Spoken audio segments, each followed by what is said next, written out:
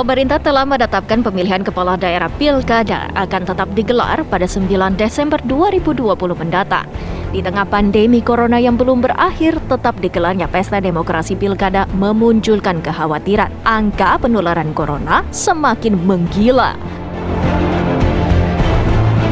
Kekhawatiran tersebut membuat sejumlah tokoh memutuskan untuk tidak ikut memilih saat pilkada atau golput seperti yang dilakukan oleh Guru Besar Universitas Islam Negeri Syarif Hidayatullah Jakarta, Azumardi Azra. Sejumlah tokoh lain seperti Yusuf Kala yang meminta untuk menunda pilkada tidak dijadikan bahan pertimbangan.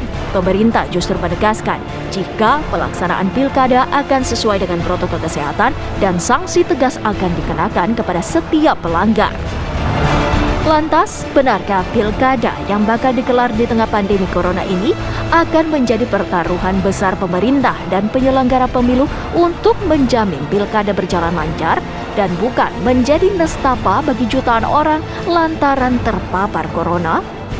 Tim TV One mengabarkan.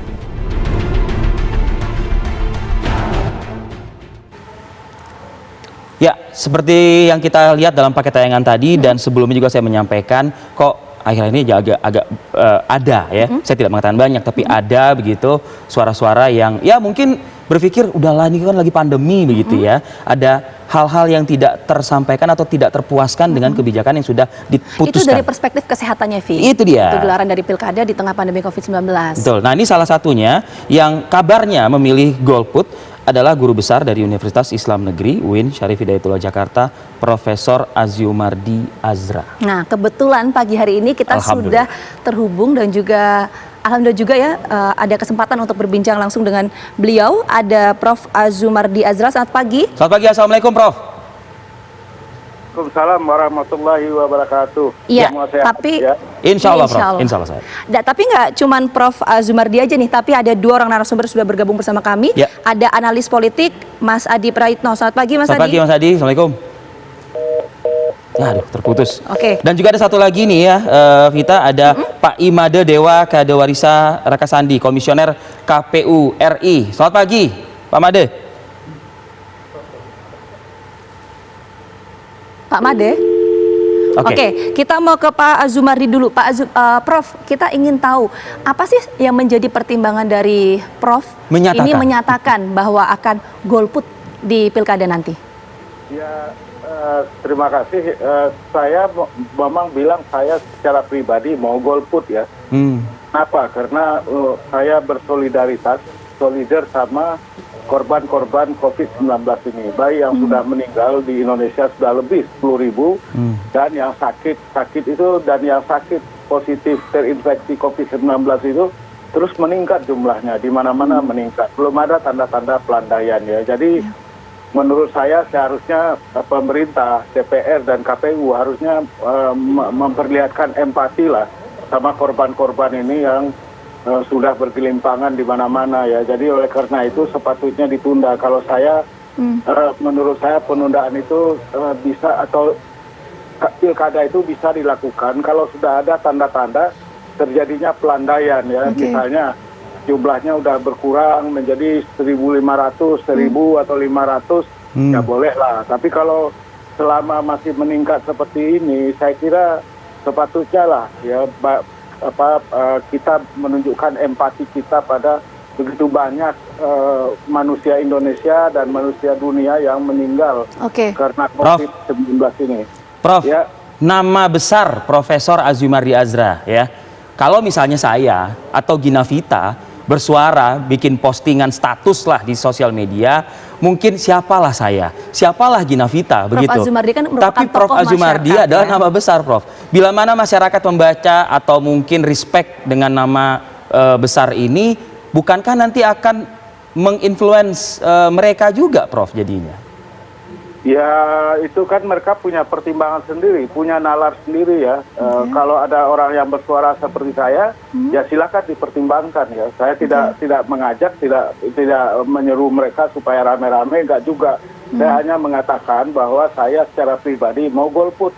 Kalau yang lain ya mau ikut ya silakan ya. Walaupun saya melihat memang tingkat partisipasi dalam pilkada ini kemungkinan besar itu akan sangat sedikit ya. Kenapa? Pertama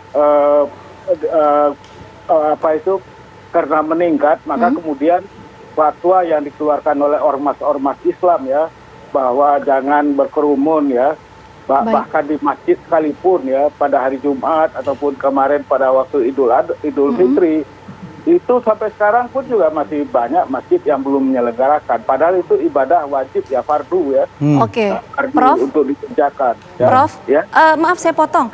Kita sepakat bahwa keselamatan masyarakat ini harus menjadi hal yang diutamakan ya dalam setiap kegiatan apapun. Tapi pertanyaannya, kalau misalnya memang golput, menurut Prof sendiri ini merupakan presiden yang buruk atau baik ya untuk sistem demokrasi? Ya, kalau dari sudut sistem politik kita ya, sistem demokrasi kita, pemilu itu kan nggak wajib. Pilkada itu tidak wajib. Itu kan lebih voluntari, artinya kita sukarela dan sebagai warga ya kita seharusnya ikut ya, tapi tidak wajib. Beda misalnya dengan di Australia. Di Australia itu warga negara itu harus wajib. Kalau enggak, maka dia dianggap melakukan pelanggaran dan bisa kena sanksi hukum. Kalau di Indonesia tidak ada sanksi hukumnya, jadi mau ikut pilkada, mau ikut pemilu, ya itu terserah dari kesadaran diri masing-masing ya. Tentu saja diharapkan partisipasi itu ya tinggi. Tapi kalau keadaannya darurat seperti sekarang ini, yang menurut dari perspektif keagamaan dari Islam, kita wajib memelihara diri, nyawa, hifdzun nafs. Ya, hifdzun nafs itu wajib. Makanya kemudian Jumatan bisa dilakukan di rumah, ya kan? Karena hifdzun nafs. Singkat kata, Prof, mohon maaf, ibadah saja bisa kita tunda, bisa kita, ya kurang lebih seperti itu gitu ya. Masa sih yang namanya pilkada nggak bisa, kan begitu ya mungkin ya Prof ya.